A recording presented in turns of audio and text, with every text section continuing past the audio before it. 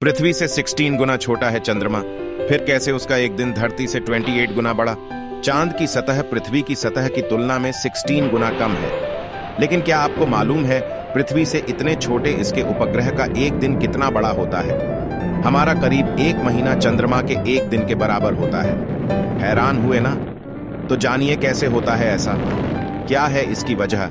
आप सोच रहे होंगे कि जैसे पृथ्वी पर एक दिन 24 घंटे का होता है, उतना ही लंबा दिन चंद्रमा पर भी होता होगा। अगर ये कहें कि नहीं ऐसा नहीं होता तो शायद आपका जवाब होगा, हो सकता है कि ये कुछ छोटा या बड़ा, लेकिन पृथ्वी के दिन की लंबाई की तरह इसके दिनों की लंबाई में कोई बहुत अंतर नहीं होने वाला। तो आप गलत हैं। अंतर तो इतना ज्यादा है कि हैरान कर देने वाला है। चंद्रमा का एक दिन जितना लंबा है वो वाकई हैरान कर देता है।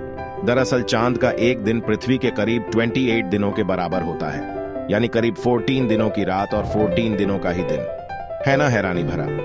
ऐसा क्यों होता है ये तो हम आपको आगे बताएंगे, लेकिन ये भी बता दें कि चांद पर कुछ भी पृथ्वी जैसा नहीं है। तापमान -200 डिग्री के पास पहुंच जाता है। समय गुजरने के साथ तापमान -200 से नीचे चला जाता है। इस तापमान में कोई भी चीज बच नहीं पाती। लेकिन यह भी कहा जाता है कि ये वो इलाका है जहां पानी मिलने की संभावना है। यहाँ कुछ ऐसे गहरे क्रेटर हैं जिसमें गहराई में पानी है। वैसे इस क्षेत्र में कुछ क्रेटर्स इतने गहरे भी हैं कि वहां शायद कभी सूर्य की रोशनी पहुंची नहीं।